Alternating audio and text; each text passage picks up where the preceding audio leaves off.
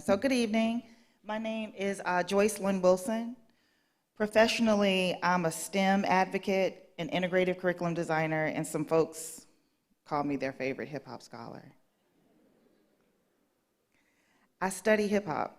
I design culturally rich approaches and curate resources that facilitate the teaching and learning of educational objectives in humanities instruction, computational media making, and design thinking. I use what we call the culture as a primary resource and technology of education. Many of the folks in this room also use the culture as a pathway in their professions.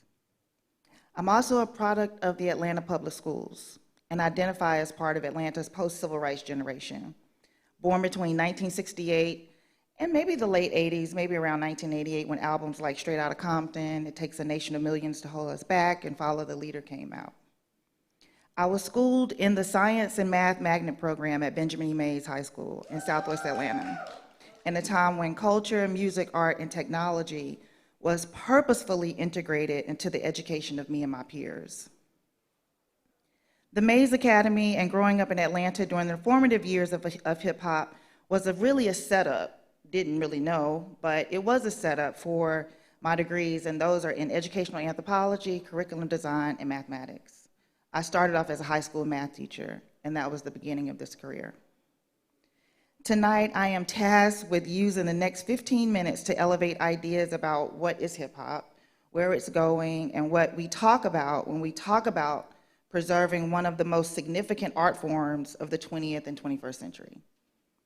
The points I make are included in my current manuscript that is set for release in 2023, and I did take the liberty of having a citation just in case you want to cite my manuscript at some point. Okay, that was perfect. All right, let's see if this works. Okay, cool. This is the slide I'm on. That was good, thank you.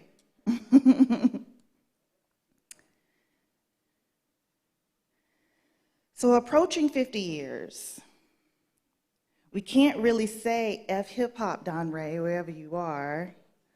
And here's why: we are talking about a middle-aged cultural phenomenon that has been a lens through which many of the folks in this room came up. It's part of the cultural currency that makes the city civil, just, equitable, and inclusive. Not perfect, but definitely special. But I hear you though. So let's begin with what is hip hop and what the last 50 years has revealed about how it works.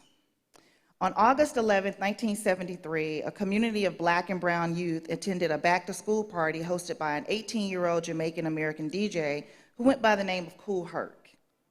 The gathering spot for Herc's kickback was the community room of the apartment building he lived in with his family. The address was 1520 Sedgwick Avenue, Bronx, New York. The purpose of the party was simple: to fortify the mere existence of these young creatives, as many of them entered the start of their school year. To enjoy music, dance, and other Black aesthetics of cool, as they were the pathways of this new form of expression that was becoming more well-known throughout Black and brown neighborhoods. Let's put this thing in context. We're talking 5 years following the assassination of Dr. King. When getting a grasp of the energy of hip hop, it's important to remember the climate of schooling in American society is fundamental to also understanding the mindset of the early pioneers of hip hop who, like Herc, for example, are the early beneficiaries of school integration and the stripping of laws that upheld segregation in public education. If you do the math, he was born the year that Brown versus Board of Education was actually passed. Herc's building would go down as the birthplace of hip hop, or what has been elevated to simply the culture with a capital C. 8/11/73 went down as the genesis date of an art and lifestyle movement that has forever secured its relevance in American pop culture, politics, education, and technology. For entire generations, this proverbial cultural metaphor has remained a survival technology purposefully designed to sample and remix Black musical, aesthetic, and pedagogic traditions of self-expression. What do I mean by pedagogic? That's one of those words that we use in educational research that really just means the art and science of teaching and learning. It's all of the ways in which we curate resources to teach objectives, and a person that does that very well is called a pedagogue. Essentially, it brought together different people in an imperfect world plagued with racism, discrimination, war, and poverty, everything else that came with it, the fame, the fortune, the access was just icing on the cake, and in several cases, it was a heavy burden, and it still is. Yes, it came with a price. Rappers died for it, some of them in their own communities, getting cookies for their family. Some willingly participated in the media industry's exploitation of the culture's ideal of authenticity, and for some, their lyrics have come back to haunt them in the form of arrests and extended jail time. Lyrics matter. Oftentimes, hip hop and rap music are used to synonymously or interchangeably. Preserving it requires making this distinction more clearly, as the genesis of the cultural tool postdates rap as a practice. Sorry about that. Ooh, that's fast. What else should we be talking about, though? Because when we talk about hip hop, oftentimes we're talking about the music. We're singling out one particular practice, right? First, we should approach the cultural history in more inclusive ways as we move forward. My approach to preserving the cultural history of hip hop has come to include hip hop in the American South as a main character and not a backup singer. Why? Well, as hip hop's cultural elements were taking shape in the boroughs of the Bronx and Queens, its principles of justice, political kinship, and educational and entrepreneurial equity were forging and orbiting in the city of Atlanta. Maynard Jackson was also 2 months away from making history as the city's youngest and first African-American mayor in August of '73. He was 35. Dr. Alonzo Krim, at 44, had come on to the Atlanta Public Schools as the first African-American superintendent and the first Black man to lead a major Southern school system. So significant shifts in politics, education, and inclusion were shaping the moment when hip-hop bogarted its way into the hearts, minds, and spirits of Black and brown folk living in these sprawling communities in New York and Atlanta. So in the preservation of the culture's history, there is room to highlight the role of Atlanta and the American South as a primary one when talking about the social forces that were at play when the cultural forces of hip-hop coalesced in New York. I know a lot of people not feeling that, but as an anthropologist, these are the patterns, and I have to report them. We should also keep in the forefront that hip-hop is obsessed with schooling and education. Its affinity for innovative making has found its way to the disciplines of higher education and the integrative curriculum approaches in K through 12, post-secondary subjects like English and language arts, social studies, computer science, and more recently, design thinking. Higher education institutions, HBCUs, PWIs, institutes of technology like I'm at, continue to push hip-hop's affordances through curriculum and programming and through the creation of degree minors. For me, it's been in the teaching of courses, as you'll see over here, in the humanities, digital media, and design thinking, working on integrative curriculum projects like Your Voice is Power with Amazon, and building archival preservation systems that allow users to interact with the hip hop archive in a variety of ways. And most of this research is grounded in methods and theories gleaned from the culture storytelling. So what do I mean by that? Methods for hip hop by hip hop. Methods for the culture by the culture. Oops, that thing's fast. Oops. I think this is where I'm supposed to be. We should also remember for 5 decades, hip-hop has functioned as a pathway for entrepreneurial and economic gain for Black people and many others. Signs of its influence lurk in industries beyond music, including sports, gaming, television and film, business and technology, social media, fashion, politics, education, and marketing. You've seen that Kroger commercial where Flow Riders Low is remixed to get shoppers to go get on the Kroger app. Don't act like you ain't seen it. They run it all the time. And then there was the recent Super Bowl halftime show that featured Dr. Dre, Snoop D-O double G, 50 Cent, Eminem, Mary J. Blige, and Kendrick Lamar, who just dropped a new album yesterday called Mr. Morale and the Big Steppers. Again, lyrics matter. And if you've ever strolled into Upbeat just over there on Howell Mill, you'll see the canvas on the back asking, "Can I kick it?" And then one next to it that says, "Yes, you can." You may know this to be the call and response question and answer on a Tribe Called Quest song, "Can I Kick It?" Hung on a wall as aesthetic cool to let patrons know Upbeat is inclusive and green. The point is hip hop is anywhere and everywhere, even when we don't know and see it and can't really determine how it functions around us. So in this research, I've come to use my background and my skill set, particularly as in mathematics, to study hip hop as a design remix. It's an application for damn near everything. It remixes the design of anything that it touches. Think about it. It was important for me to understand this point in order to leverage hip hop as a technology of education. So let me show you what I did. Hopefully it won't go too fast. Oops, still went fast, okay. So I borrowed from the language of math and science that's actually in the music. Because these hidden activism and context clues about how hip hop works and what's already baked into it can really be understood by something called the distributive property. And I know all of y'all took algebra and pre-algebra, and you've heard of the distributive property. What you see is hip hop is the constant across the music. It becomes rap music. When it's mapped across dance, it becomes breaking, popping, and locking. When it's mapped across art, it becomes graffiti. When it's mapped across DJing, we get all these different ways of creating new sounds through the record and the turntable. When it's mapped across industry like film, we get some of these movies that I've listed. And when it's mapped across higher education, this is what we're getting. And when we map it across politics, we elected President Obama and Mayor Andre Dickens. Atlanta's had 3 mayors over the last 2 terms that had this cultural sensibility and consider themselves to be a part of Atlanta's hip hop generation. That's not just by happenstance.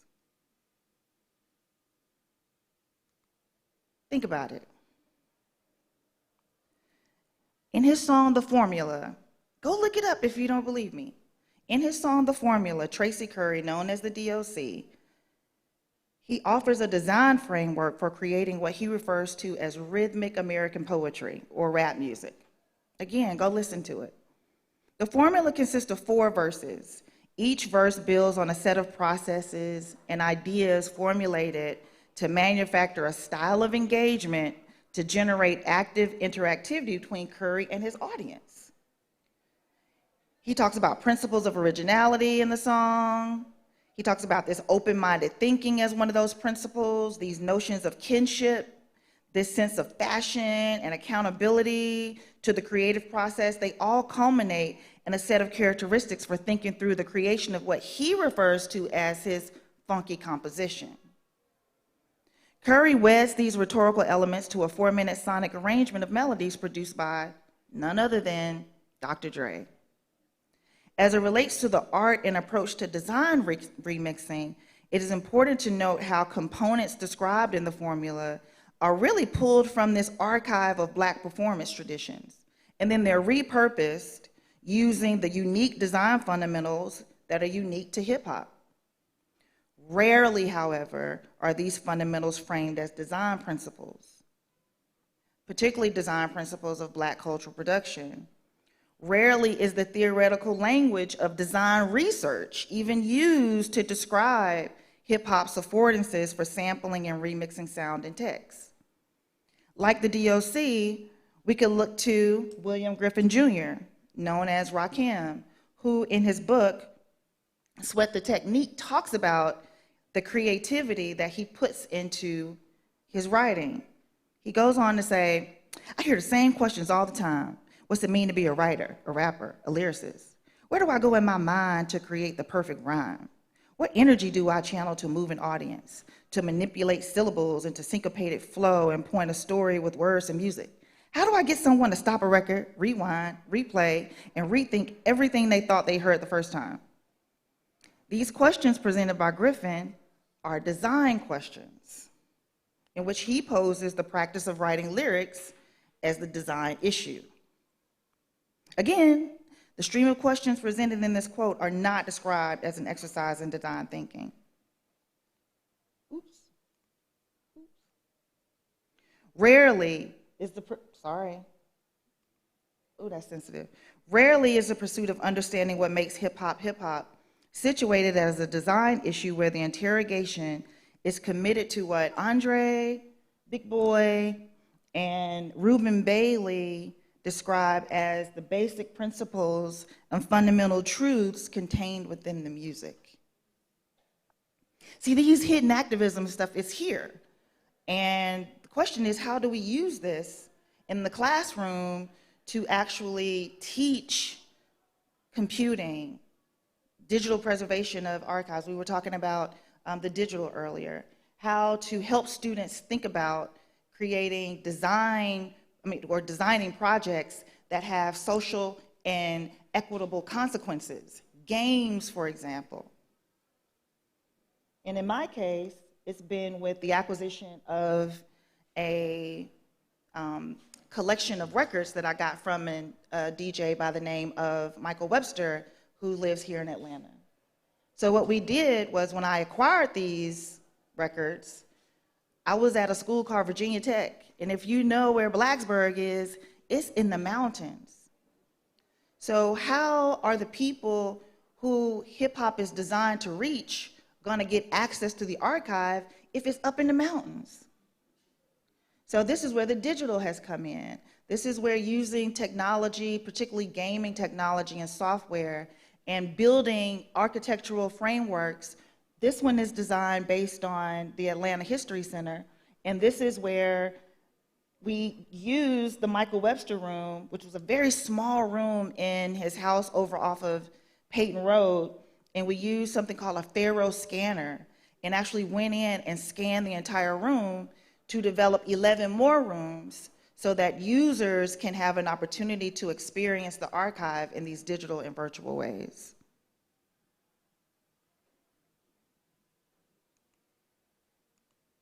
So, it's this level of understanding of how hip hop works that I think is going to be important as we move into the next 50 years of what it is. Understanding how it works, understanding what it does, understanding the ways in which it can be integrated into curriculum. Who would have thunk it? An art form, worldview, and lifestyle that was initially hated on. Even some black folks thought rap was some sort of glitch in the black music matrix and would eventually just fizzle out with the fat laces. But the opposite happened.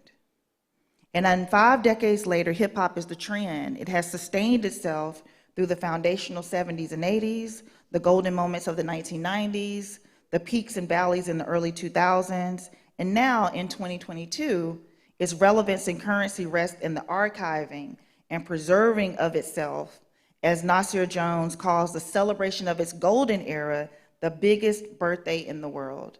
I agree with him. We're talking about a 50-year-old cultural phenomenon. Hip hop's 50. Some folks in here 50. Think about that. So I agree with him, not only because of the classic material that is being re-released by some of my most favorite artists, but also because hip hop is bigger than simply rap music. It is built on a set of affordances that will continue to impact teaching in K through 12 and post-secondary education. The ways in which artists are going about making art, the ways in which producers are approaching music and media making, the ways in which archivists are approaching their archival work, and how creative technologies are building innovative systems and platforms. Using the design principles of hip hop and its uncanny ability to map itself across pretty much anything is really the next level. And I think that's where we're going to start to see hip hop go. Thank you very much.